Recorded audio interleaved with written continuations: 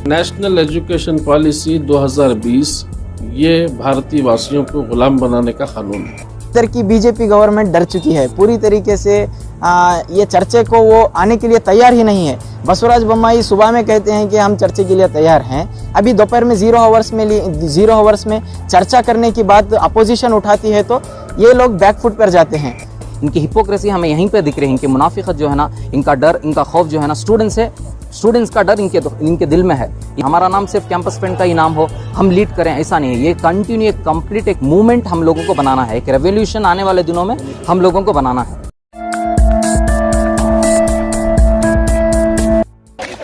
New national education policy 2020 के मुताल्लिक मुल्क भर में इस कदर पुरजोर मुखालिफत हो रही है कि इस पॉलिसी को न सिर्फ गैर दस्तूरी, गैर जमहूरी बल्कि तलबा के मुस्तकबिल के लिए खतरनाक बताया जा रहा है।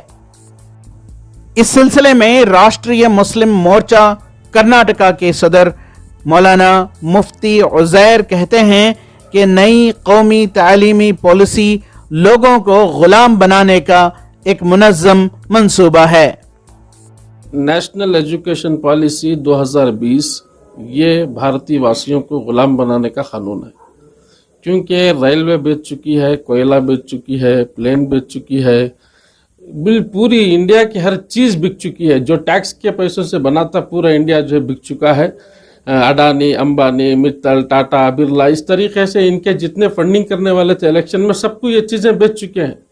अब सिर्फ दो चीज़ें बचे हैं, ये गवर्नमेंट अस्पताल है, गवर्नमेंट स्कूल है। ये दो भी पता नहीं कब बिक जाएंगे। तो जो चीज़ें बिक गई हैं वहाँ पे नौकरों की ज़रूरत है, एम्प्लॉयज की तो ज़रूरत नहीं। उन नौकरों को पैदा करने के लिए एजुकेशन पॉलिसी लाया गया। इस एजुकेशन पॉलिसी से लोगों को गुलाम बनाया जाएगा। हाल ही में नई कौमी तालीमी पॉलिसी के खिलाफ बेंगलुरु में एहतजाज करते तलबा पर पुलिस ने लाठियां बरसाई थी और मामला इस कदर संजीदा हुआ कि कर्नाटका असेंबली में कांग्रेस की अपोजिशन ने पॉलिसी पर बहस की मांग की, जिसे बीजेपी ने मुस्तरद कर दिया। जबकि चीफ मिनिस्टर बोम्माई और वजीर बराए हायर एजुकेशन डॉक्टर अश्वत्थ नारायण ने कहा था कि वो इस पर बहस करने तैयार हैं।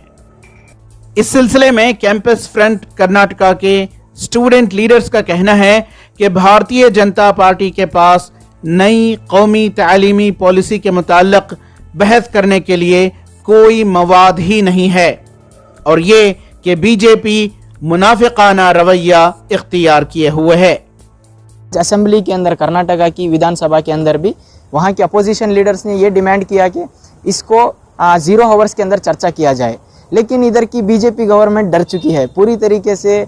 ये चर्चे को वो आने के लिए तैयार ही नहीं है। बसवराज बोम्माई सुबह में कहते हैं कि हम चर्चे के लिए तैयार हैं, अभी दोपहर में जीरो हावर्स में चर्चा करने की बात अपोजिशन उठाती है तो ये लोग बैकफुट पर जाते हैं।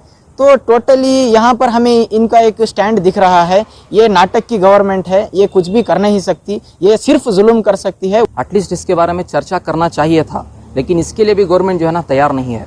इसके लिए भी उन लोगों को डर खौफ है।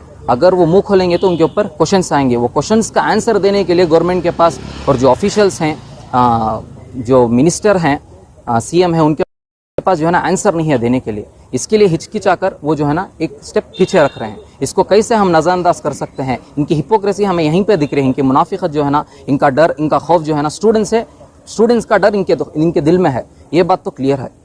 तलबा की तंजीम कैंपस फ्रंट के स्टूडेंट लीडर आफरीदी कहते हैं कि वो पुलिस की लाठियों से डरे नहीं हैं, बल्कि वो इस नई कौमी तालीमी पॉलिसी के खिलाफ अपनी जद्दोजहद जारी रखेंगे। हमारा स्ट्रगल जो है ना, हमारा स्ट्रगल हम कंटिन्यू रखने वाले हैं। ये सिर्फ यहीं पे एंड होने वाला नहीं है। ये आपको सिर्फ एक चिंगारी है। हमारे साथ बहुत सारे स्टूडेंट ऑर्गेनाइजेशंस जो है ना हम लोगों को कॉल कर रहे हैं। आपके साथ सॉलिडारिटी देने के लिए हम तैयार हैं। ये मूवमेंट को जो है ना कंटिन्यू लेकर चलने के लिए हम तैयार हैं। हमारा नाम सिर्फ कैंपस फ्रेंड का ही नाम हो, हम लीड करें, ऐसा नहीं है। ये कंटिन्यू एक कंप्लीट एक मूवमेंट हम लोगों को बनाना है। एक रेवोल्यूशन आने वाले दिनों में हम लोगों को बनाना है। और एनईपी का जो है ना इशू हम आगे तक लेकर जाएंगे। यहाँ छोड़ने वालों में से हम नहीं हैं। हम इसे जो हद तक जाना है हम वहाँ तक पहुँच कर रहेंगे। ईटीवी भारत के लिए बेंगलोर से रफीक जब्बार की रिपोर्ट।